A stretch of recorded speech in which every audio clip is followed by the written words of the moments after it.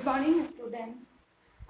BSTC first year की paper पर्यावरण अध्ययन शिक्षण इतिहास के अंतर्गत हम लोग पर्यावरण के अर्थ को समझ रहे थे कि पर्यावरण का क्या अर्थ है, उसकी क्या उसकी उद्देश्य हैं, उसके क्या क्षेत्र हैं, है ना।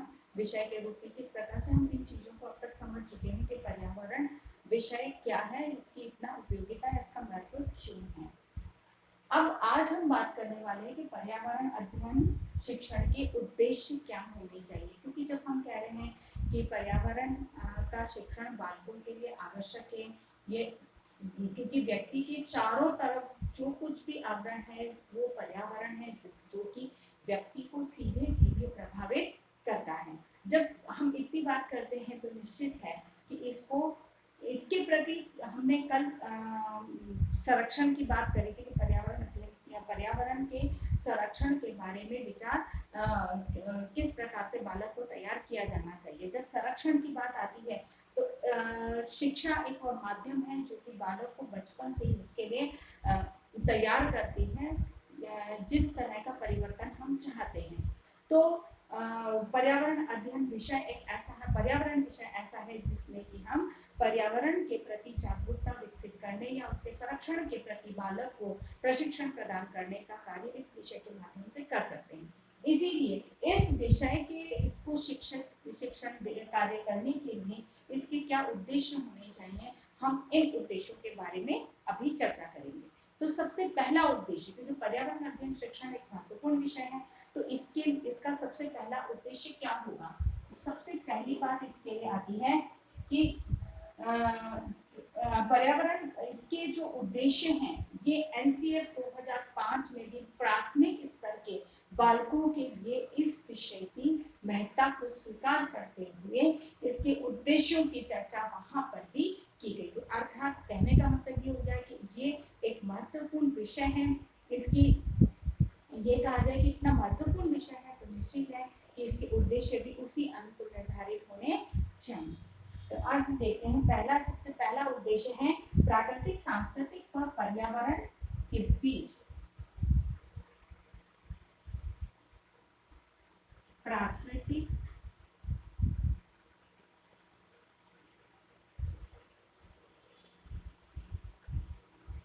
व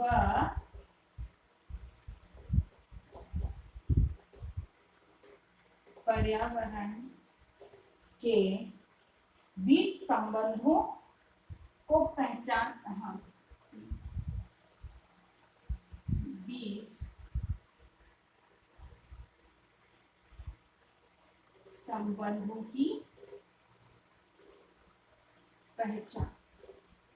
ठीक है ना। सबसे पहला जो उद्देश्य है वह क्या है कि प्राकृतिक, सांस्कृतिक व पर्यावरण, क्योंकि पर्यावरण में हमने देखा कि सामाजिक और भौतिक पूरा क्षेत्र जो है वो पर्यावरण के अंतर्गत आते हैं। तो निश्चित है कि प्राकृतिक और सांस्कृतिक, प्रकृति और सांस्कृतिक जो सामाजिक जीवन है वो, और पर्यावरण के बीच में जो संबंध है उन संबंधों को समझना, उसकी पहचान कर पाना एक व्यक्ति या बालक के लिए अनिवार्य है। इसीलिए इसका पहला उद्देश्य कि इनके संबंधों की पहचान बालक कर सके, इसके लिए उसे तैयार करना। दूसरा उद्देश्य अमूर्त के स्थान पर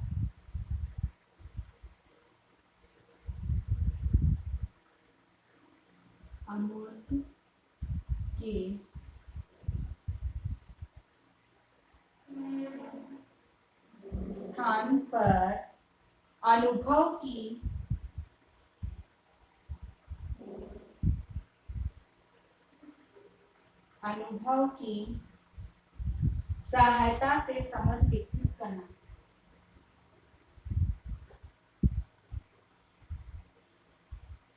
सहायता से समझ विकसित करना। ठीक है ना। अमूर्त के स्थान पर अनुभव, यानी कि अमूर्त चीज के माध्यम से बालक को कोई चीज समझाने का प्रयास करना, जिसमें कि प्राथमिक स्तर या उच्च प्राथमिक स्तर के बालक के लिए बहुत आसान नहीं होता, प्राथमिक स्तर के बालक के लिए तो बिल्कुल भी नहीं, क्योंकि इसके लिए उसकी कल्पना शक्ति का होना कहना चाहिए कि बहुत उच्च अच्छी कल्पना शक्ति का होना आवश्यक है। इसीलिए अमूर्त के स्थान पर अनुभव की सहायता से समझ को विकसित करना, क्योंकि हम यहाँ पहचान की बात कर रहे हैं, पर्यावरण के प्रति समझ विकसित करने की बात कर रहे हैं, तो उसके लिए क्या अनिवार्य है कि हम काल्पनिक या अमूर्त रूप में बालक को उसकी अपेक्षा नहीं कर सकते कि बालक उसको सीख सके, बल्कि अनुभव, उसके बारे में उसे अनुभव प्रदान करने की समस्त क्रियाएं, वो समस्त क्रिया कार्य विषय सम्मिलित किए जाने चाहिए जिनके माध्यम से बालक को अनुभव प्राप्त, तो अनुभव प्राप्त होना महत्वपूर्ण बात है। इसीलिए सब उद्देश्य जो है इसका अनुभव की सहायता से समझ को विकसित किया जाए, न कि अमूर्त के माध्यम से। तीसरी बात आती है बालक की संज्ञानात्मक समझ।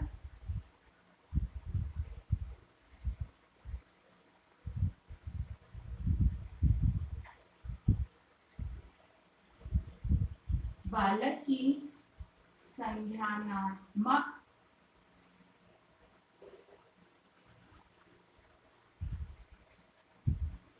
समझ और दक्षता में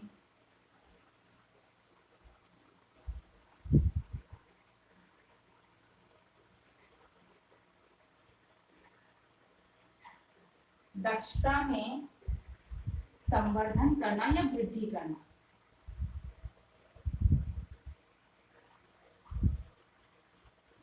ठीक है, बालक की संज्ञानात्मक समझ और दक्षता में वृद्धि करना, यानी कि इसका जो अगला उद्देश्य है वह यह है कि बालक की संज्ञानात्मक समझ, यानी कि संज्ञान, किसी चीज का ज्ञान प्राप्त करने और उसमें दक्षता, उसमें कौशल प्राप्त करने की जो समझ और दक्षता को, किसी भी चीज को, ज्ञान को समझना, किसी तथ्य को जानना, पहचानना, समझना और उसके प्रति उसमें दक्षता, यानी कि उसमें कौशल विकसित करना, यानी कि उस कार्य को, उस तथ्य को, जैसे पर्यावरण, जैसे प्रदूषण है, तो प्रदूषण क्या है उसको समझना, उसके प्रति उसकी पूरी समझ को विकसित करना और इस प्रदूषण के कारण क्या है और इसके निवारण क्या है, इसकी दक्षता को हासिल करना, ये इसका उद्देश्य, उसमें वृद्धि करना इसका उद्देश्य माना गया।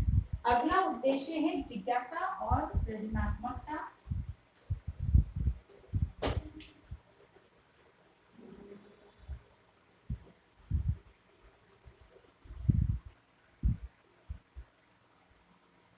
जिज्ञासा व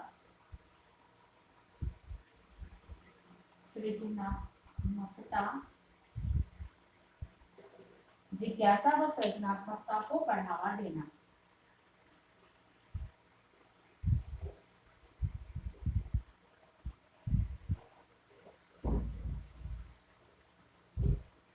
जब तक जिज्ञासा नहीं है, कोई भी व्यक्ति किसी बात को सीखने के लिए तत्पर नहीं होगा, उस चीज को जानने के लिए तैयार नहीं होगा। इसीलिए अनिवार्य है कि जिज्ञासा को उत्पन्न होना चाहिए। तो पर्यावरण अध्ययन शिक्षण का उद्देश्य है कि बालक में, व्यक्ति में जिज्ञासा को उत्पन्न किया जाए और फिर उसमें सृजनात्मकता को विकास हो, क्योंकि सृजनात्मकता का होना इसलिए अनिवार्य है एक बालक में कि वो जब तक नवीन कल्पना नहीं करेगा तब तक वो नवीन समाधान या उसके संरक्षण के बारे में विभिन्न, कहना चाहिए कि नए नए तरीकों की खोज होना बहुत जरूरी है। उसके लिए एक सृजनात्मक चिंतन का होना जरूरी है, क्योंकि सृजनात्मक चिंतन एक कल्पनात्मक चिंतन को रूप प्रदान करती है या दिशा प्रदान करती है। इसीलिए अनिवार्य है कि एक बालक में इसका उद्देश्य जो है वह, शिक्षा का उद्देश्य यही है कि बालक में जिज्ञासा को उत्पन्न करना और सृजनात्मक चिंतन को बढ़ावा देना, जिससे कि बालक और अधिक प्रयास कर सके। फिर है पर्यावरण के प्रति जागरूकता को विकसित करना।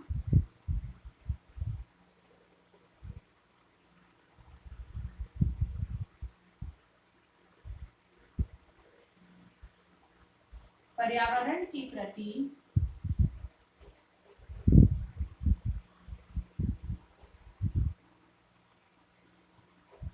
को विकसित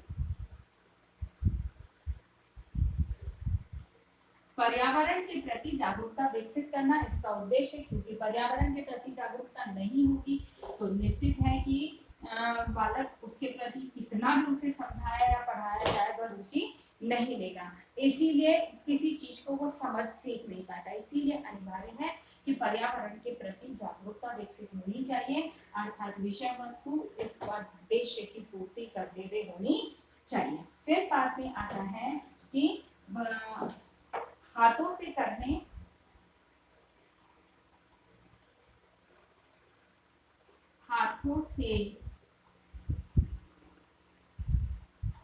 करने वाले कार्यों में बालक को संलग्न करना, वाले कार्यों में बालक को संलग्न करना, यानी कि बालक को क्रियाशील करने की, यानी कि क्रियाशील बनाया जाए कि बालक किसी भी कार्य को स्वयं करने में इच्छा, क्योंकि जब तक बालक स्वयं कार्य नहीं करेगा, स्वयं करके नहीं देखेगा, तब तक वास्तविकता को वो नहीं पहचान पाएगा। इसीलिए अनिवार्य है कि बालक को हाथ से करने वाले कार्यों में संलग्न किया जाए, जिससे कि बालक स्वयं किसी कार्य को करे और उसके आधार पर वह किसी भी चीज को सीख और समझ सके, उसकी वास्तविकता को वो जान सके। अगली बात आती है इसमें तकनीकी एवं मात्रात्मक कौशल का विकास।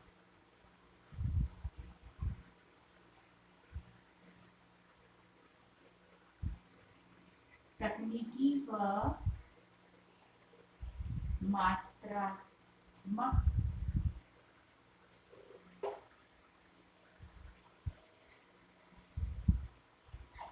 कौशल का विकास।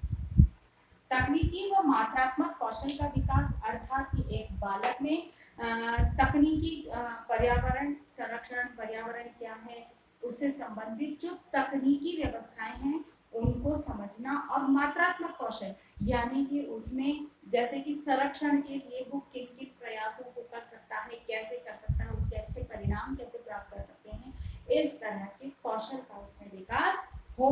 इस आधार पर उसका शिक्षण कार्य या इसका उद्देश्य होना चाहिए। अंतिम बात इसमें आती है समालोचनात्मक चिंतन।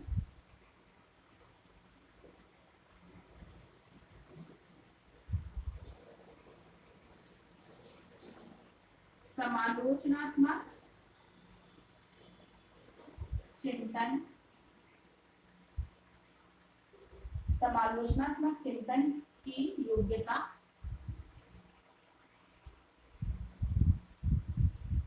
के योग्य,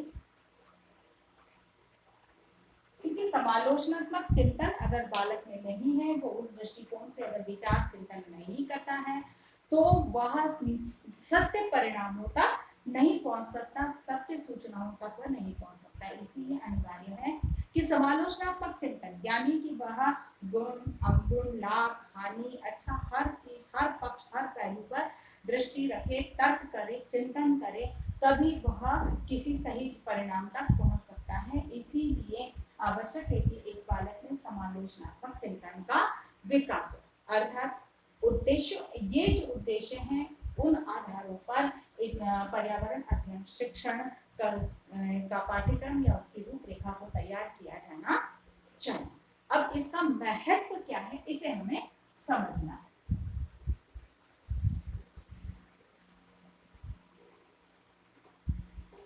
महत्व की जहां बात आती है वो दो दृष्टिकोणों से देखा जाता है। पहला है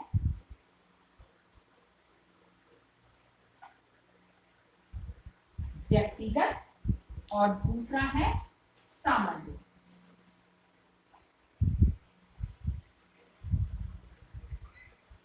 अब पर्यावरण अध्ययन की जहां तक हम बात करते हैं, इसका महत्व दोनों दृष्टिकोण, व्यक्तिगत यानी कि एक व्यक्ति कि अपने दृष्टिकोण से, चूंकि वह समाज में रहता है, समाज का अंग है, यही पर्यावरण उस पर व्यक्तिगत रूप से प्रभाव डालता है, उसके विकास में सारी चीजें सम्मिलित होती हैं। अतः उसके अपने विकास के लिए वो किस तरह से प्रयास करे, उसको वातावरण को समझे और उसके साथ वो समायोजन कैसे करे, यह चीज इसमें व्यक्तिगत दृष्टिकोण से इसका महत्व है और सामाजिक दृष्टिकोण से। जब एक व्यक्ति का विकास होगा तो समाज का विकास होगा, समाज का विकास होगा तभी व्यक्ति का विकास होगा। इसी दृष्टिकोण से आवश्यक है कि एक पर्यावरणीय दृष्टिकोण से समाज समुदाय के रक्षा या उसके अस्तित्व को बनाए रखने के लिए बहुत अनिवार्य है कि पर्यावरण के प्रति हर व्यक्ति जागरूक या सजग बने। इसी दृष्टिकोण से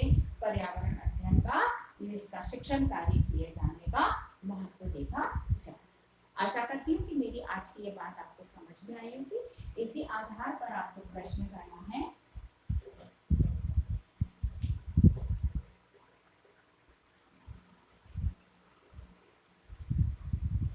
पर्यावरण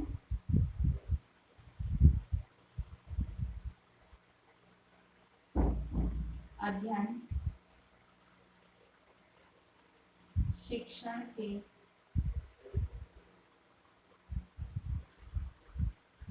उद्देश्यों को